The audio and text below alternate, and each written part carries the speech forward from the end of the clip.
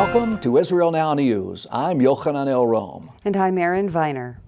In our top story, Hamas and Hezbollah are building up a terror infrastructure in southern Lebanon. Jerusalem has formally requested that the United Nations intervene, saying it has evidence that the Iranian proxy armies are creating missile factories and terror training camps near Israel's northern border. The Foreign Ministry confirmed the report, saying the camps will provide Hezbollah extremists with the capability to train thousands of Palestinian militants. Israel called this development a blatant violation of UN Security Council Resolution 1701, which mandates the disarmament of all armed groups in Lebanon, including Hezbollah. Israel's ambassador to the United Nations, Danny Danon, said Hamas is strengthening its ties with Hezbollah with the blessing and support of Tehran, which is working to entrench its own forces on Lebanese soil. Danon said this issue has been raised repeatedly at the Security Council. Former U.S. President Barack Obama is facing charges that he deceived the American people in order to secure the Iranian nuclear deal.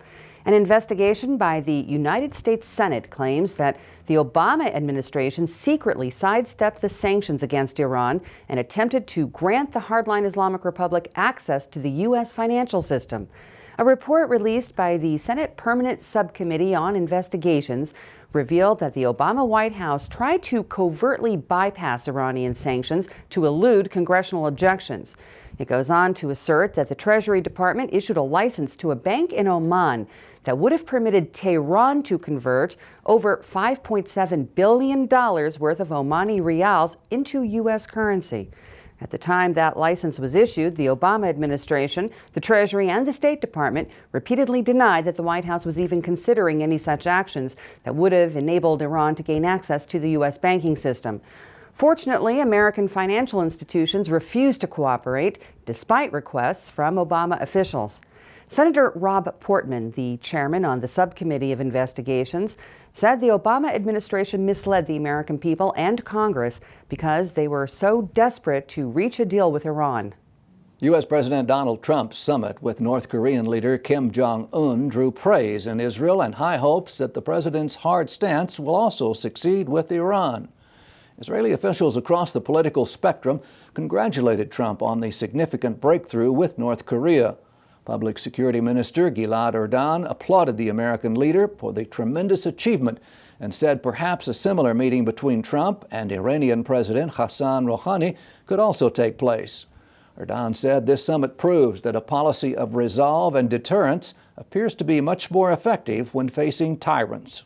Iran has announced that it will renew its funding of the Hamas terror group and resume payments to the families of Palestinian terrorists. Jerusalem and Washington have repeatedly accused Tehran of entrenching itself inside of other nations and using its proxy armies to do its dirty work around the world. The Islamic Republic recently made amends with the Islamic Palestinian faction and offered to pick up its terror tab. Israeli media recently reported that Iran distributed $500 to each of the families of protesters who were killed in the recent Gaza riots. President Donald Trump's representative to the Middle East has called for the ousting of the Palestinian Authority's chief negotiator. U.S. Special Envoy Jason Greenblatt called for Saeb Erekat to step down, saying that Erekat has exacerbated the conflict and is impeding progress towards peace in the region. In an open letter to Erekat, Greenblatt wrote, "We have heard your voice for decades, and it has not achieved anything close to a comprehensive peace agreement." Erekat is a staunch ally of PA boss Mahmoud Abbas and has been a high-ranking member of the Palestinian leadership for more than 30 years. His is often the voice of incitement to violence against Jews. In a recent opinion piece in an Israeli newspaper, Erekat accused Trump and Israeli Prime Minister Benjamin Netanyahu of being partners in the occupation. Greenblatt suggested that the Palestinians would be better off having someone else represent them. Israeli Defense Forces destroyed a dangerous land-to-sea terror tunnel leading from Gaza into Israel. The subterranean passageway was reportedly designed to allow Hamas commandos to dive into the Mediterranean Sea undetected. IDF officials believe that the terrorist group was planning to send dozens of killers through the tunnel to attack neighboring Israeli communities, as well as sabotage a major Israeli pipeline or power station. Hamas's so-called Angel of Mercy participated in the Gaza riots and desired to be a human shield for the terror group. Hamas accused the IDF of assassinating 21-year-old Razan Najjar, whom they claim was administering first aid to the wounded during the Gaza riots. But the IDF released video footage of the young woman throwing a gas grenade and telling an Arab reporter that she would be proud to be a human shield for Hamas. Major Abihai Adre, the spokesman for the Israeli army, said by her own admission Najjar was a human shield for rioters and saboteurs, thus exposing how Hamas exploits all of Gazan society for its own purposes as well as for Iran's purposes. Argentina's soccer team canceled its much-anticipated match in Jerusalem after receiving death threats from Palestinian activists. The event had a huge draw in Israel, with the sports fans purchasing 30,000 advance tickets to see the friendly game between the two national teams. Buenos Aires foreign minister said that the players received numerous threats, which he described as being worse than those posed by the Islamic State. Israel's sports and culture minister Miri Regev said that the cancellation was due to terrorism and explained that since Argentina announced that it would play in Israel, terror groups sent messages to the players threatening to hurt not only them, but also their relatives and even their friends. Germany, France, and Britain have jointly requested that they be exempt from punitive measures for continuing to work and trade with Iran. When President Trump canceled what he called the worst deal in history, he warned that countries that continue to do business with the Iranian regime could face U.S. sanctions. Despite Tehran's increased aggression, London, Paris, and Berlin have attempted to keep the disastrous nuclear deal alive. The three world powers appealed to U.S. Secretary of State Mike Pompeo and U.S. Treasury Secretary Steven Mnuchin, saying they expect the United States to refrain from taking action against them and said that doing so would harm Europe's security interest. This request comes after several European companies complained that unless they are given exemption, it will be impossible for them to maintain their business ties with the Islamic Republic once the U.S. sanctions are fully reimposed. Austrian Chancellor Sebastian Kurz was in Jerusalem for his first visit to the Israeli capital as leader of the European nation. In a highly significant move, the newly elected 31-year-old chancellor prayed at the Western Wall. Until now, world leaders have generally avoided the Kotel for fear that they would inflame sensitivities. But Donald Trump changed the status quo by visiting the holy site shortly after he became president. Chancellor Kurz also held talks with Israeli Prime Minister Benjamin Netanyahu and visited the Yad Vashem Holocaust Memorial, where he announced that his country would contribute to the creation of a new Holocaust Heritage Center. The Israeli Knesset has decided to implement emergency measures to deal with the country's drought. Israel is currently in the midst of a 5-year dry spell that experts say is a once-in-a-100-year phenomenon. Prime Minister Benjamin Netanyahu briefed his cabinet on the worsening situation. The first step of the parliamentary plan involves the pumping of desalinated water into the Sea of Galilee. The government has also pledged 100 million shekels to rehabilitate 7 dried waterways that empty into the Galilee. A public advertising campaign has been launched that is encouraging Israelis to step up their conservation efforts, and the Water Authority has further limited irrigation allotments for the farmers. Israeli innovation in the field of desalination provides the Jewish state with 70% of its drinking water, but it's still not enough. Jerusalem is calling on the public to remain vigilant and to do their utmost to prevent any wastefulness of this precious resource. Jerusalem is one of the safest cities in the world. You heard right. In a speech, Jerusalem Mayor Nir Barkat declared that Jerusalem is safe despite its portrayal in the media. He pointed out that Israel's capital is 15 times safer than Washington, D.C. Barkat said that in the U.S. capital, there are 15 murders for every 100,000 residents each year. But for every 100,000 people in Jerusalem, there's only one murder, and that includes terror and crime. Barkat stressed that Jerusalem is an inclusive city that is home to more functioning mosques, churches, and synagogues in 1 square mile than anywhere else in the world. And he said that Israel's preservation of freedom of religion has given the city a pluralistic character that is unique to the Holy City. A collection of postcards written during the Holocaust have finally made their way to the victims' heirs in Jerusalem. The letters, written 75 years ago by a Jew living in Poland, were never delivered to his family in Hungary. The correspondence details the horrors of the German occupation, as well as one man's attempt to save his family from the Nazi genocide. The author, Mylech Grunfeld was killed just 2 months after sending his final plea for help to his brother-in-law, Lazar Weiser, in Szatmár, Hungary. Both families were wiped out in the Shoah, with the exception of one child from each side and Weiser's grandson, Sigmund. The letters ended up in the hands of Bruce Chatterton. This New Zealand-based expert on Holocaust-era documents was recently in Jerusalem, where he showed the letters to Sigmund and his children, written by his great-uncle to his grandfather 7.5 decades ago. The family said that they take comfort in the fact that, despite the Nazis' efforts to annihilate them, both Grunfeld and Lazar had descendants, including many who live in the Jewish state and have served in the IDF, helping to ensure a strong and safe future for the Jewish people. CNN Travel has named Tel Aviv as the #1 place to visit in the month of June. The beachfront metropolis is a haven for travelers and has become a huge attraction for European tourists. The article highlights Tel Aviv's diverse culture, cuisine, and the rich history of the city. It mentions its contribution to art and culture, its impressive open-air markets, and it praises the city's immaculate full-service beaches. The article notes Tel Aviv's impressive Bauhaus architecture and says that the White City contains more than 4,000 buildings built in this international architectural style. This achievement afforded the city the distinction of being recognized by UNESCO as a World Cultural Heritage Site in 2003.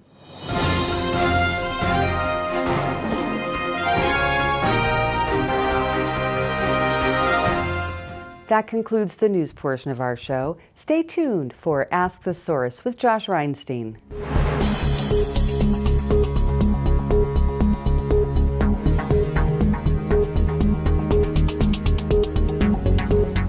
Hello and welcome to Ask the Source. I'm your host, Josh Reinstein, and we're here on a beautiful sunny day on our rooftop studio in Jerusalem. My guest today is Eric Levitz. He is the executive director of the A to Z House. Eric, thanks for being on the show. Thanks for having me. Eric, tell our viewers a little about what is the A to Z House. The AZ House is a residential therapeutic community for drug and alcohol addiction that caters to people from overseas and within Israel. It's an 8-month program that's set up in 2 main stages. One is the intensive inpatient program. It's a non-clinical model. It's a spiritually based facility.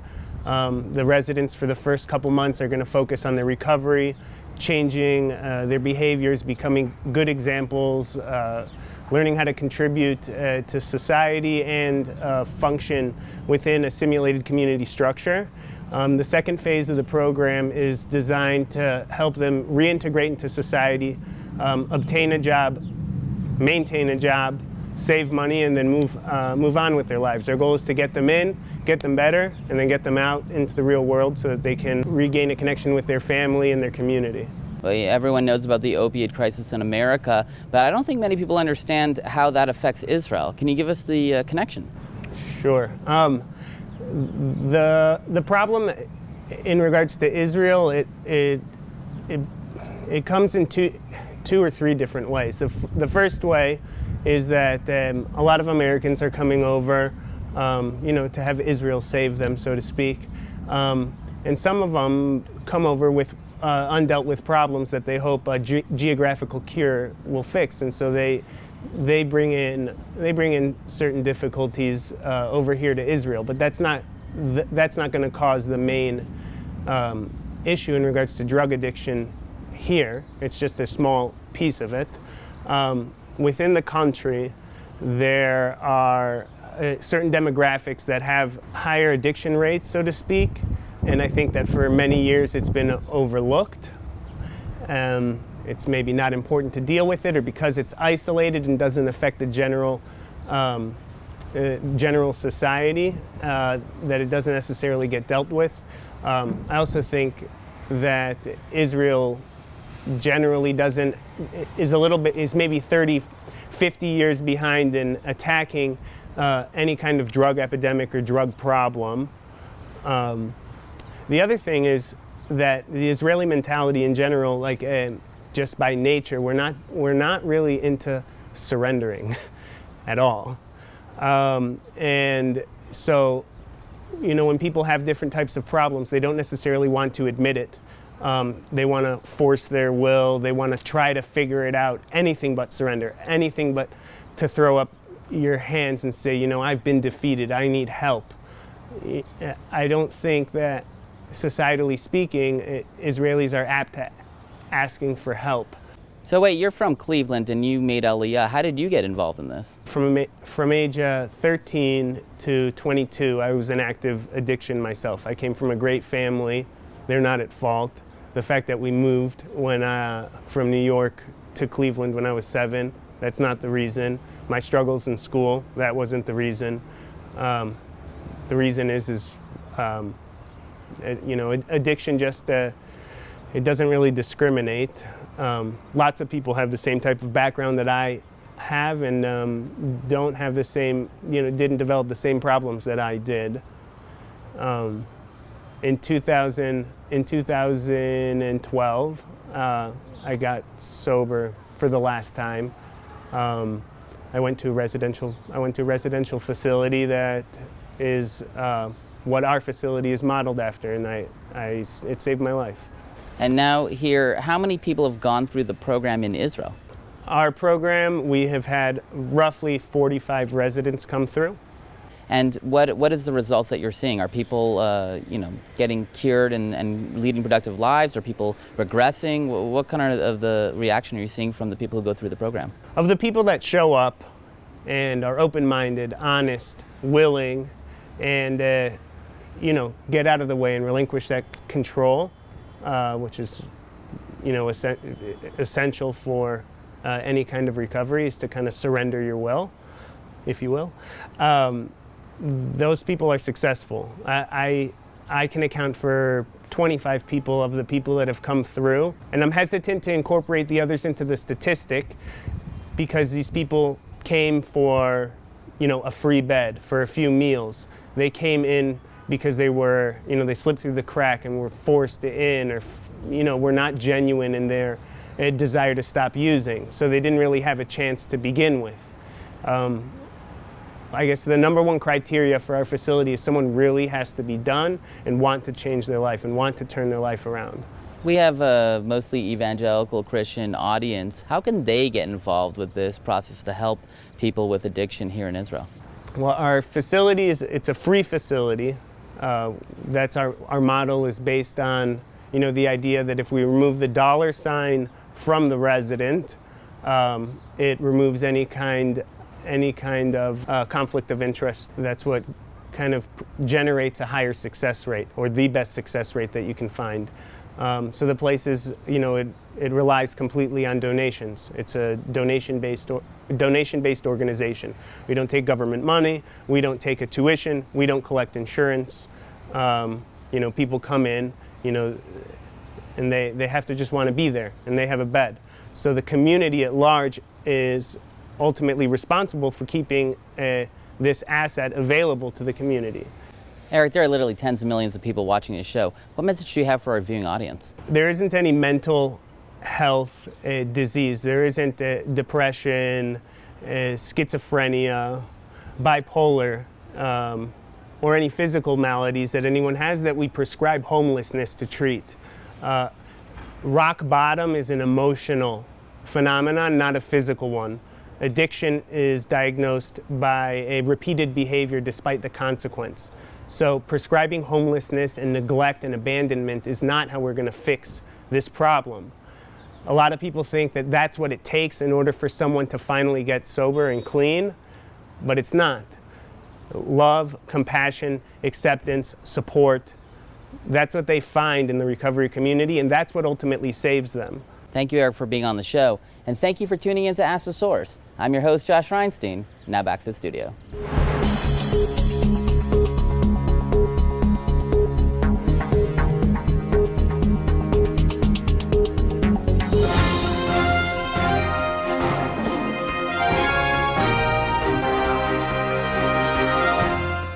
Up next, the return to Zion with Karen Hayesod.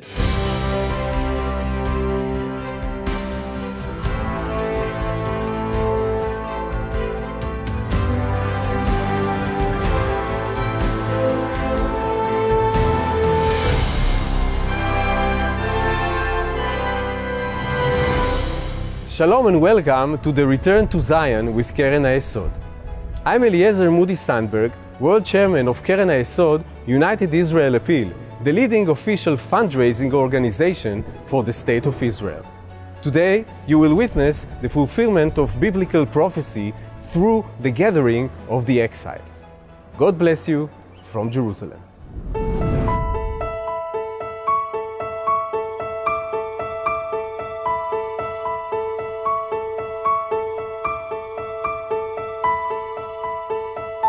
אני כל כך קשורה לישראל, שלא משנה איזה תחרות נוסעת קטנה, גדולה, כל פעם שאני רואה דגל ישראל זה עושה לי צמרמורת בגוף. אולימפיאדה זה חלום של כל ספורטאי, אני חושבת. איך שנכנסנו לאולימפיאדה, לכפר האולימפי, ראינו הספורטאים הכי טובים שיש, באמת, כאילו, מכל העולם אמרנו, וואו, גם אנחנו ביניהם. אין לי מדינה אחרת. זה הבית שלי.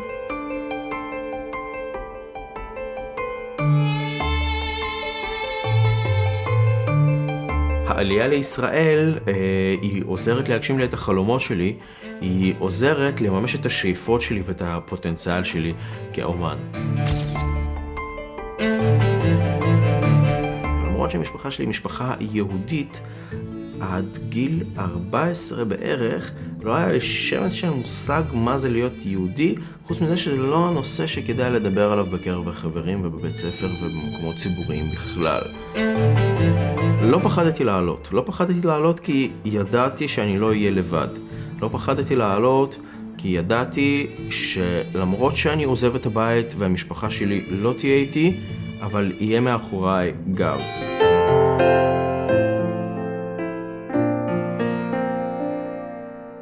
If you've taken all the messages and all the education that we received, which come as no surprise of my desire to establish and live a life in Israel, I still see myself as an Oleh Hadash or new immigrant.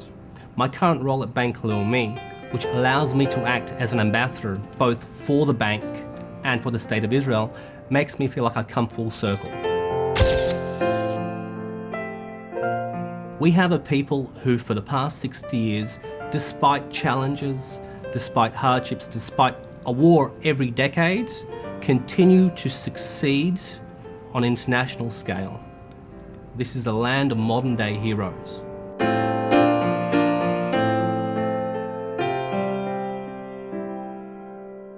הגעתי מטרנסילבניה, ברומניה, הייתי בן 14.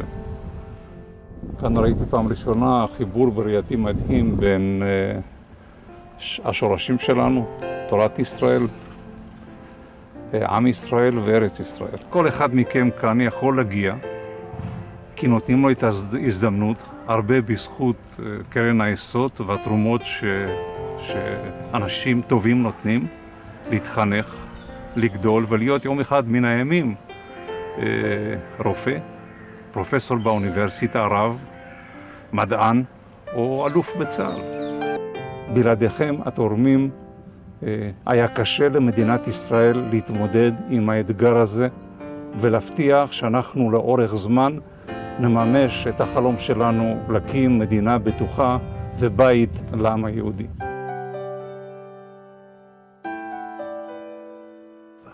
The Aliyah is the new blood that have to be constantly injected to make us better people. And in order to make us better people, we need Aliyah. The majority of Israelis, in one way or the other, are either Olim themselves or descendants of Olim. And this is the power of the state. It's a major force.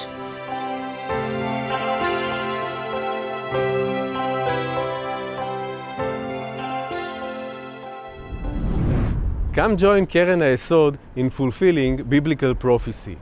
Let's bless Israel together. To donate and get information, call us at 1-800-505-1665 or visit our website at www.khisrael.org.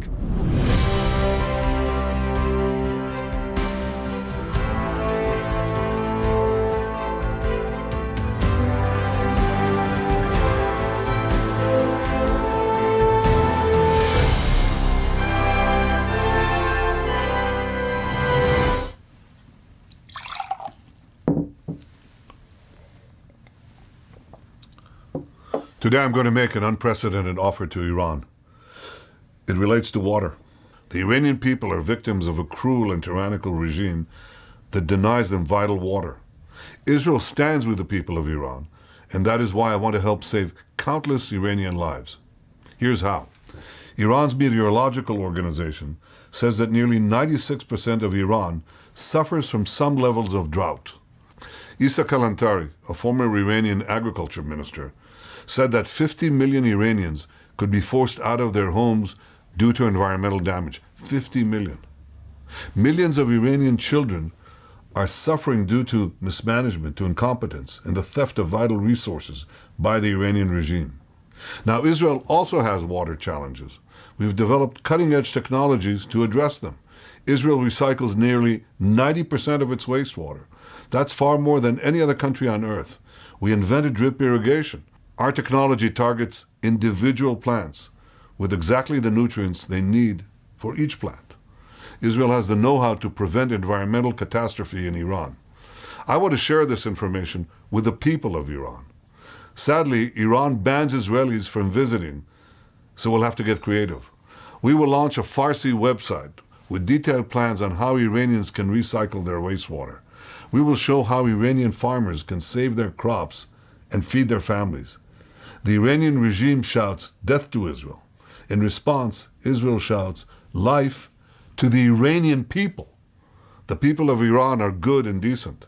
They shouldn't have to face such a cruel regime alone. We are with you. We will help so that millions of Iranians don't have to suffer.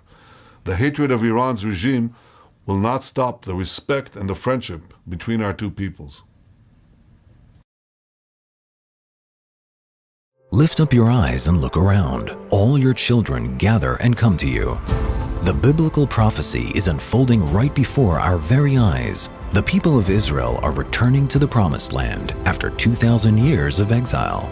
But millions of Jews are still longing to come home. Anti-Semitism threatens many of the Jews. We must rescue them before the window of opportunity slams shut. Bless Israel by supporting Keren HaYesod United Israel Appeal, the leading official fundraising organization for the State of Israel. Together, we can fulfill the prophecy of the Bible. Let us bless Israel together.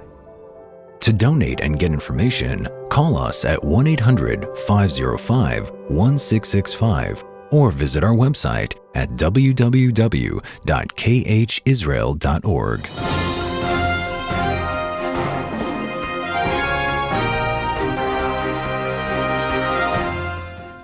That's all for this edition of Israel Now News. I'm Yochanan El-Rom. And I'm Erin Viner, reporting from our studio in Jerusalem. Please join us again next week for all of your Israel updates.